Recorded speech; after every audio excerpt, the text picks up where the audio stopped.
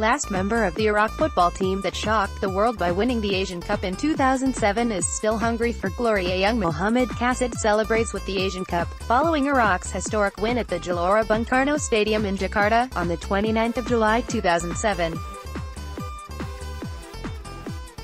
AFP It was a sporting fairy tale. In 2007, warring, divided Iraq was temporarily brought together as the country's footballers, a team of Sunnis, Shiites and Kurds, wrote one of the greatest underdog stories of all time. Mohammed Kassid was a backup goalkeeper in the team that, against all odds, lifted the Asian Cup. Now he is Iraq's captain and the last member of that history-making squad still active in the national side. The win, Kassid says, had a meaning that went beyond sport. When the team won 1-0 against Saudi Arabia in the final, it delivered joy to Iraqis at a time when they were living a tragedy, torn apart by conflict and sectarianism. He remembers being unable to travel to his club at the time, Al Safra in Baghdad, to train because of the perilous security situation.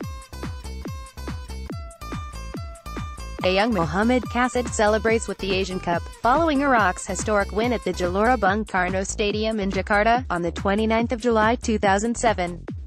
AFP, I cannot forget it, says Kassid, 32, from his team's Abu Dhabi base. What the team achieved is engraved in my memory. It is saved in the history of my life. His face still lights up at mention of the tournament. He shows an old picture of himself celebrating with teammates, which he uploaded to his Instagram page on Sunday. Within hours, it received thousands of likes from Iraqis who remember the victory just as fondly. While the situation in Iraq has fluctuated since then, Kassid insists the 2007 win delivered a lasting legacy. His face still lights up at mention of the tournament. He shows an old picture of himself celebrating with teammates, which he uploaded to his Instagram page on Sunday. Within hours, it received thousands of likes from Iraqis who remember the victory just as fondly. While the situation in Iraq has fluctuated since then, Kassid insists the 2007 win delivered a lasting legacy. Now playing for Al-Quwa Al-Jawiya, another Baghdad club, he says Iraq today feels normal because of the improved security. We were able to bring joy and annihilate sectarianism, to form one unified Iraqi people, Kassid says. Had it not been for the football and winning the Asian Cup, Iraq would not have united. Allah granted us this victory in the Championship of Asia to bring back to Iraq. It united the Iraqi people. Victory in the 2007 tournament, played far away in Southeast Asia, was all the more remarkable because the team's build-up was mired in chaos and tragedy. The squad's physiotherapist was killed by a car bomb in Baghdad while the players were preparing for the tournament. The manager, Brazilian Jorvan Vieira, had been in the post for just 2 months. Many of the players and staff had lost loved ones to conflict or faced threats from insurgents after the US-led invasion in 2003. It was far from certain that the Iraqi team would even make it through the group stages. Read more, bringing Asian Cup joy to war-torn Iraq. Biggest ever Asian Cup to bring economic boost to UAE. Syria vs Palestine emerges as the hottest ticket. The Emirati superfan whose tears won hearts now dreams of glory at Asian Cup earned stay, counting on Syria fans to carry team through 2019 Asian Cup group phase. Even as the tournament progressed, the players were met with a grim news from home. After they reached the final, the group learned that suicide bombers had struck, killing dozens of fans and wounding many more who had taken to the streets of Baghdad to celebrate. Any talk of abandoning the tournament because of the tragedy was quickly silenced, with the players vowing to win in honor of the dead. When they delivered, the masses reclaimed the streets at home. For once, gunfire did not signal a new wave of violence. Iraqis fired weapons into the sky in tribute to their heroes.